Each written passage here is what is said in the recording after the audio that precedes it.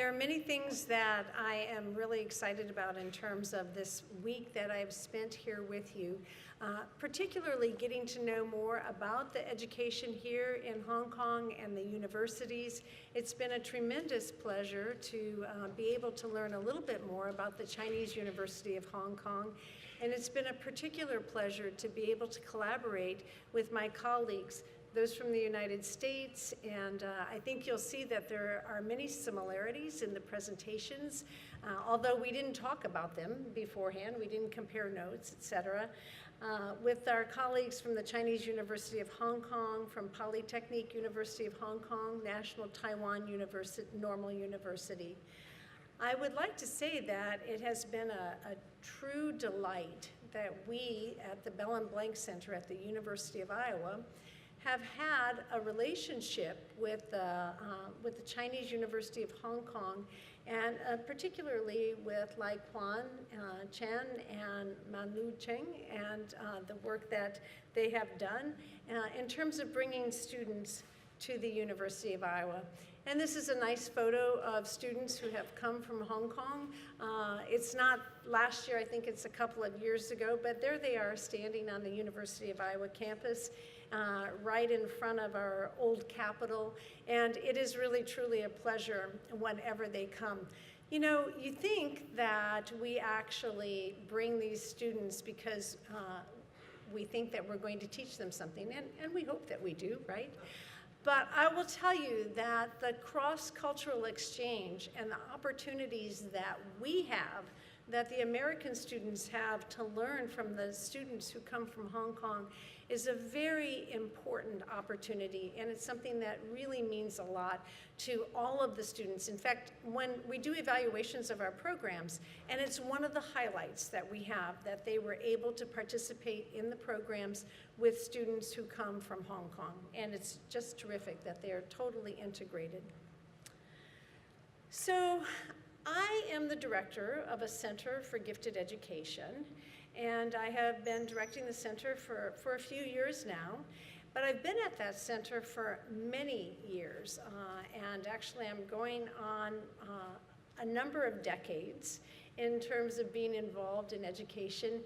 And what I'm going to share with you today is really not so much a how-to, but a philosophy and an approach to working in the area of gifted education that I have taken and that I have developed over the years. And I will certainly be acknowledging those people who helped to inform me in terms of this particular approach. I will emphasize to you that it's almost necessary that this be the way it is, but all of my theoretical underpinnings that I will be talking with you about today come from the United States. And so I want you to understand that, of course, that that's my perspective, but I think that it is something in terms of a perspective that I hope will also resonate with you. My talk, a big focus on my talk is this notion of the word excellence. And I'm going to talk more about excellence and how that figures into it.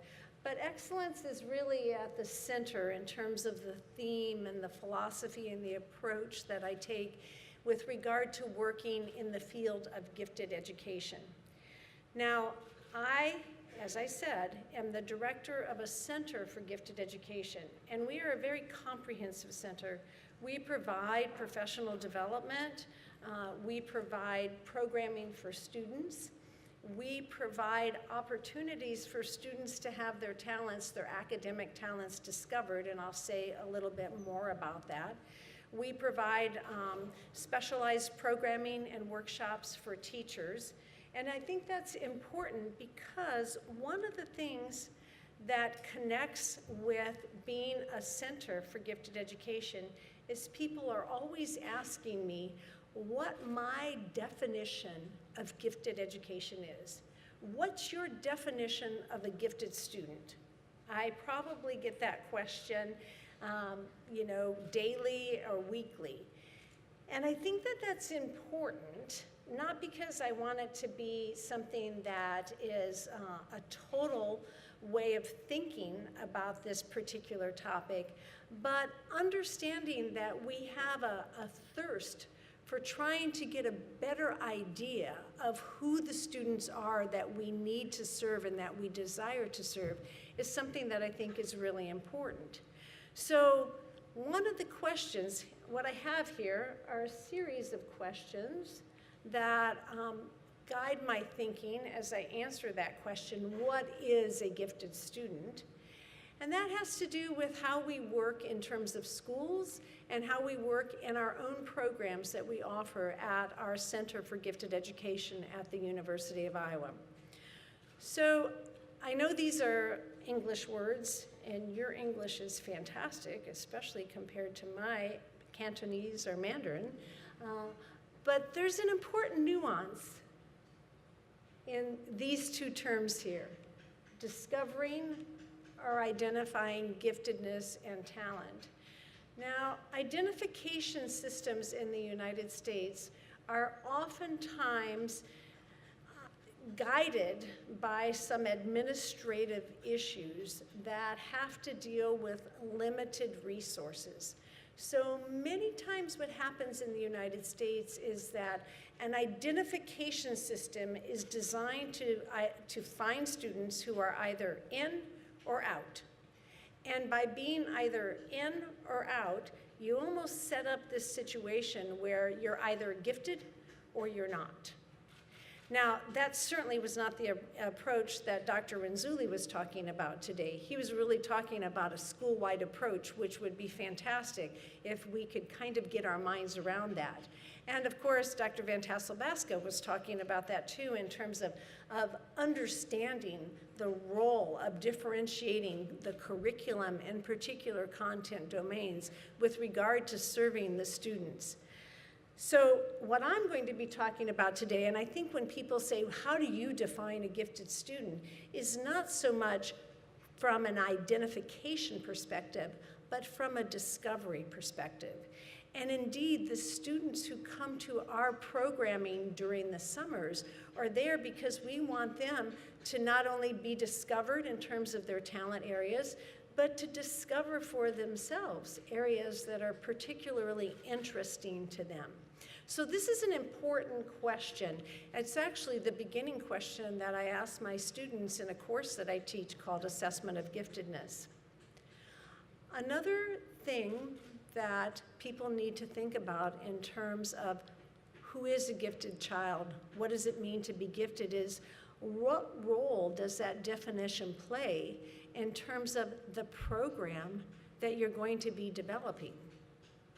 Understanding the connections between a definition and program development, I think, are also very important. Understanding the connections between a system of identification or discovery and the program that you implement. The connections in terms of how that programming will be adjusted to address the needs of those students are very important. And thus, as you're looking at starting some new programming in 20 schools here in Hong Kong that are related to the gift, talents into flourishing talents, into giftedness into flourishing talents, it's really an important thing. And then finally, where does the student fit into this discussion? Sometimes, I think in the United States, we get hung up in terms of what comes first. Is it the student? Is it the definition? Is it the program? We have a saying in the United States that talks about which does come first. Is the dog, should the dog wag the tail? Or in this case, is the tail wagging the dog?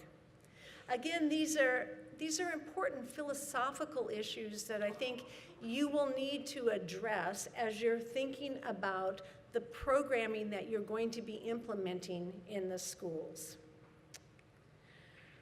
Okay, so talent development. What do I think about when I think about talent development? One of the things that you should probably know about me is that I have been involved in working with students in classrooms for a number of years. Indeed, I started out as a classroom teacher. I was a science teacher for many years, biology. And I think that's important for you to know because a little later on I'm going to be talking about the difference between being a biology teacher versus a practicing scientist. But that has something to do with what it means in terms of talking about talent and talent discovery. Now, I recognize, and I'm sure you all recognize, that talent development and talent discovery did not begin in the United States. The United States is a pretty new country compared to China, compared to Hong Kong, compared to the cultures here in Asia. In fact, talent development our perspective began with the finding of talent in ancient China with the civil service exam. And it was developed to correspond to various domains of talent that at that time were valued by society. Now think about what I was talking about earlier in terms of the philosophy and your definition. One of the things that will enter into your definition or into a discussion about your definition is what is it that you value as a society in terms of talents that you'd like to develop? Well, the civil service exam from ancient China was revised a couple thousand of years ago, and that first revision included looking for talent in the area of music, writing, arithmetic, horsemanship, and ceremonial rites. I would say that a couple of these are still relevant today. I didn't see any horses in here though, but we certainly saw a lot in terms of ceremonial rites. We certainly saw a lot in terms of music, and it was wonderful to see these young students and to be reminded of what it is that we're all about. Well, 1,000 years later, the second revision took place, and in the second revision, they started to bring in some other concepts that were valued by society, and I would say probably still are important in terms of being valued by society. Legal economics, military strategy, agriculture, geography, moral standards. So those are just some examples of how things have been revised.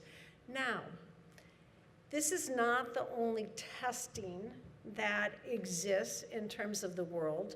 There has been a lot of development in the world of testing, and that development has really helped to inform me in terms of my worldview and my perspective with regard to talent development. And I will say a little bit more about that as I get into a little bit more in terms of my presentation. But I want you to understand that we in the United States have respect for the fact that talent discovery and talent development, while we think about it in terms of a new concept, is not really a new concept. And we understand that a lot of those roots are right here in Asia. Okay, so I told you that I was a teacher and I was in schools. And schools are near and dear to my heart. In fact, I thought it was interesting that Professor Renzulli talked about a dream that he had in terms of the school-wide enrichment model being something that's implemented across schools and in schools. And I realized as he was saying that I also have a dream. And that dream is that taking and building upon what we know about enrichment and school-wide enrichment and curricular differentiation, but understanding talent discovery and talent development and implementing that in schools is a dream that I have. And everything that I know about talent development and talent discovery is based upon the work that I've done at the university and working with students who attend the programming that we offer in the university. And so that's why I'm so excited about the GIFT project, because it really is a partnership between or among university entities and schools.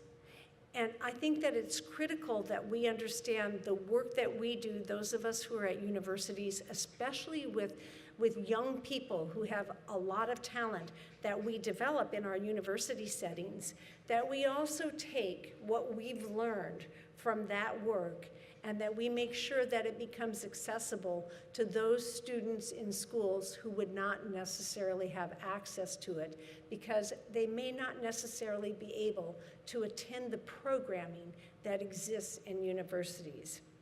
So when I talk about school-based talent development, I'm really talking about taking what we've learned in a university setting and applying it in schools. That's my dream. And it's great that you're going to be doing that and that I have the wonderful opportunity to serve as an advisor to this program to learn from you and your implementation.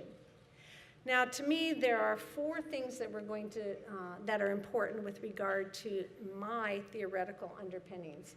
I'm not going to spend much time talking about the role of gifted education because Professor Renzulli did a fantastic job of talking about that in terms of the school-wide enrichment model, and Professor Van Tassel-Baska did a marvelous job of talking about the integrated curriculum model. These are fundamental to what happens in schools with regard to the development of talent. But I am going to talk about talent discovery, then developing that talent, and I will also be talking a little bit about the notions of creativity and flow and some of the research and the theory that underlies these topics. So let's talk first about talent discovery. Now remember the slide that I had a few slides back where I made that difference between the notion of identification, which is kind of you're in or you're out, and this idea that we have a discovery of students who are ready for advanced opportunities. And for what I have learned over the past many decades is that it's really important to have a talent pool. Again, this should resonate with what you heard earlier this morning in terms of Professor Renzulli and Professor Van Tassel-Baska. My primary theoretical underpinning for talent discovery is the talent search model. And that talent search model was founded by Professor Julian Stanley, who was one of my mentors. And this is, I think this is a great picture of Professor Stanley. It really captures who he was. And I know that he served as a mentor for other people too. In fact, Joyce was not only the founding director of the center at the College of William and Mary, but she didn't mention that she was the founding director of one of the original talent searches at Northwestern University. And so Joyce is a direct connection to Professor Stanley, and I guess I am too, having worked with him. He was a wonderful person, and it's so important that we respect those people who contributed to what it is that we know with regard to working with gifted students. Now, his goal was to discover and to develop academic talent. I'm going to tell you a little story about how Dr. Stanley's talent search model got started. Dr. Stanley, without realizing it, became a voice for students whose teachers were not listening to what they needed in schools. He realized through the work that he did that discovery of a talent is about saying yes to providing opportunities for students, giving them chances. You actually heard about that this morning when you heard about that through the curriculum models and through all of those young students who were given opportunities through the school-wide enrichment. But these are other students who were not given opportunities. Developing talent begins with that process of discovery. saying yes to challenge and yes to excellence. Dr. Stanley was approached by a professor. He was a professor of psychology at Johns Hopkins University, and a colleague of his in the Department of Computer Science approached him one day because she was working, okay, this is Johns Hopkins University, one of the most prestigious universities in the United States, and a 12-year-old boy, this was in the late 60s, a 12-year-old boy was taking a computer programming class. Even by today's standards, this would be unusual. But in 1969, this was phenomenally unusual. He was 13, he was in the 8th grade. Dr. Stanley was asked by his colleague, how can I determine the cognitive power of this young man? What can I do to figure out what his cognitive reasoning is? And so Dr. Stanley gave him a test. It's a college entrance exam. That means it was developed for students who were in grades 17, or who were in grades 11 and 12, who are 17 and 18 years old. In the United States, college entrance exams are actually pretty important in terms of serving as good predictors for the success that students will have in college. They're not the only things that can predict their success, but they're pretty good at predicting success. Without having had exposure to the curriculum that a 9th grader, a 10th grader, 11th grader, a 12th grader would have, this student was given a college entrance exam, and he did very well. Dr. Stanley thought that the next step would be to actually go into the school and advocate, work with this student to have him take material that was appropriate for a high school student, in this case, advanced placement, and he was flatly refused. Well, there's a little bit more to that story, but I don't need to get into that. But because he was flatly refused, and he knew that there were young people out there who needed to have their voices heard, he determined that it was going to be easier to work around the schools rather than within the schools, which was great for the hundreds of thousands of students year in and year out who were able to participate in university-based kinds of programming. But even for those students, that's not everybody who would benefit. Well, let's talk a little bit about this boy. His name happens to be Joe, a very popular name, I guess, among people here today. The boy was stuck with whatever local schools would agree to do, and so that left one option for him, and that option was college. Well, now, 40, 50 years later, we know that there are other options that should be available, and schools actually are more cooperative, but it didn't happen overnight. I heard that boy. I'd heard about him for years and years and years. Dr. Stanley passed away in 2005, and there was a memorial service, and many of the people who were invited to the memorial service were those whose lives had been changed forever by Dr. Stanley. And he was asked to speak at the memorial service, and I will tell you, he was a pretty shy person, even 40 years later. It shocked me because I thought of him as a 13-year-old, and of course, he was not 13 anymore. He was in his mid-50s. But 40 years beyond when Dr. Stanley had first helped him, he talked, these are the words he used, abyss and despair. Nobody was listening to the feelings that he had by not being challenged in school. For him, every school day was a day of desperation and a day in which there was just an abyss of not being challenged. And that's what Dr. Stanley set forward when he put into motion the talent search model, starting with that discovery of talented students. Now, this bell curve here is not something that we need to spend a lot of time talking about, but basically what it does is you can look at these students here as being students who would be who would be part of a talent pool. These would be considered students who are part of a talent pool.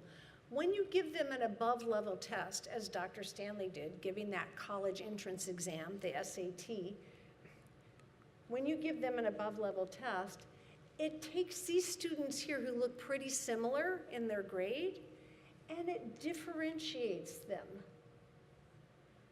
When we talk about curriculum differentiation, one of the things that we need to know is how much differentiation are students ready for. In a couple of hours, you can get a lot of information about student readiness for additional challenge. That is what the talent search model, the talent discovery model can do. Now, I don't really want to go into a great deal of detail about this, but the research is pretty important in terms of the effectiveness of the talent search model. If you have one group that has received additional challenge and another group and that's called the experimental group, and another group that has not, it's called the control group, you can take a look at the differences between the experimental group and the control group. You divide that average score by the standard deviation, and you get what's known as an effect size. What was the effect or the impact of that intervention on the student, on the groups of students? I think it's amazing. Students who take a test on a Saturday for a couple of hours, and they do nothing else. Let's say they do nothing else, they just take that test. They have an effect size, that intervention alone has an effect size of 0.34. That means they have about 3 additional months of growth without having done anything other than being exposed to a more challenging test. That is really a pretty amazing statistic when you look at it. One of the most important aspects of the talent search model is really working towards that one-to-one mentoring. Those type 3 kinds of experiences that Professor Renzulli talked about oftentimes are the kinds of experiences that students would have in terms of one-to-one mentoring. Look at the effect size. You have from 2 months to 2 years of growth when students have the opportunity to have a one-to-one mentoring experience. When they are exposed to above-level content in a systematic way, similar to what Dr. Van Tassel-Basco was talking about with the integrated curriculum model, you can have an effect size of 1.9 years to 5.9 years. Several years worth of growth. But you would never know how much growth a student needed unless you gave them that opportunity to have their need for additional challenge discovered and then have it developed. Oh, one final statement on here, and I think this is important.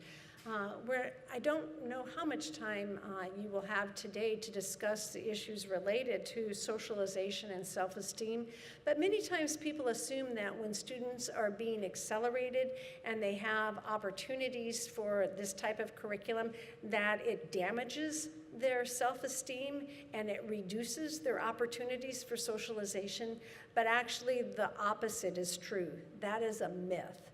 It actually improves their self-esteem and their socialization. Okay, so this morning you heard about gifted education. We briefly talked about the role of talent discovery. Now let's talk about creativity and flow and those theoretical underpinnings. Again, I just think it's uncanny that we didn't talk about our presentations at all. But one book that I use all of the time is a book that was authored by Mihai Csikszentmihalyi and 2 of his colleagues, Kevin Rathundi and Sam Whalen. And I love this book because, well, first of all, I like the name of it, Talented Teenagers, The Roots of Success and Failure. And they set out to do a study that was not necessarily a follow-up study. You heard Joyce talk about the scaffolding, and she talked about the types of questioning and ways to differentiate the curriculum by actually taking what we in the United States refer to as Bloom's taxonomy of thinking skills, and she was talking about higher order thinking skills in terms of synthesis and evaluation. Well, Bloom was actually one of the first people to write a book about talent development. And he, in his book, in Benjamin Bloom's book, he took different domains of talented individuals and he asked them what it was that contributed to their development of their talent. Now, one of the areas that I'm particularly interested in is not just science as a former science teacher, but also math. And I will tell you that people who became eminent mathematicians had nothing positive to say about their math teachers, especially in elementary school. The most positive statement that they could make was that their teachers left them alone.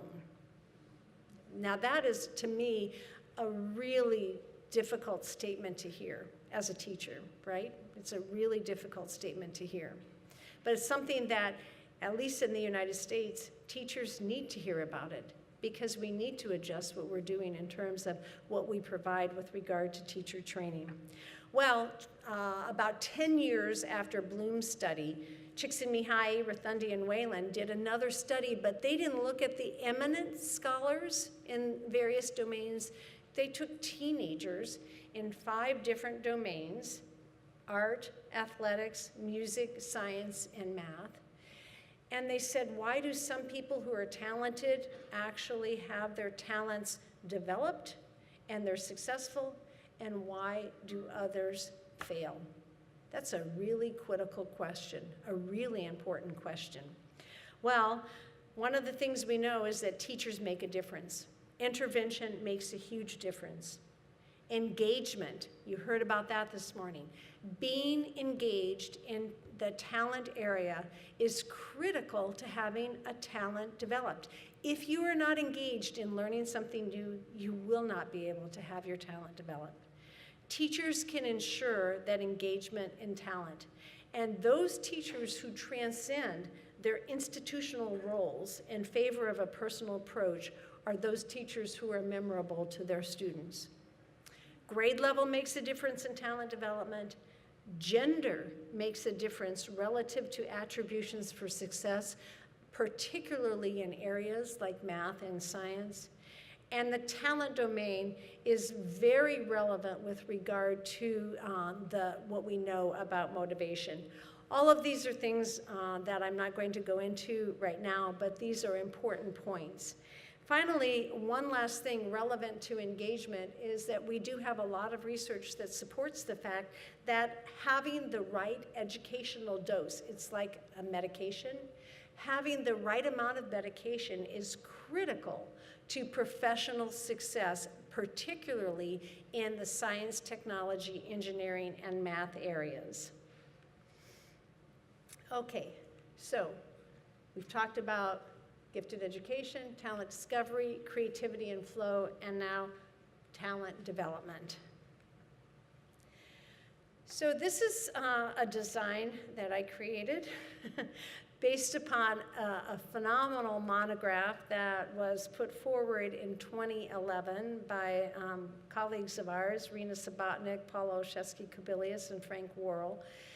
And they, in this monograph, they talked about a proposed direction forward based on psychological science. And as we're talking about the joint concepts of gifted education and talent development, it occurred to me that it's sort of like talking about life. For some people, life is a destiny, and for some people, life is a journey. And you can't say that one is right or one is wrong. What you can do, however, is recognize that to a certain extent, tests and ability can be really important, and they can help us understand about the generally gifted child who's going to benefit from lots of opportunities. But we need to understand that there are very specific domains of talent, and that was the argument that Subotnick and her colleagues put forward with regard to talent development, and that the notions of creativity, intensity, persistence are critical notions as we're thinking about talent development. So it's really a question of taking into consideration a much more complex way of thinking about it than just that initial question that was asked of me, what's your definition of gifted? So those are my theoretical underpinnings, and they all center back on this word excellence. Oh, one thing that I said I was going to say, but I didn't because I got distracted by my 10-minute sign, but that's okay, is kind of bringing it all the way full circle. I talked about my role as a science teacher.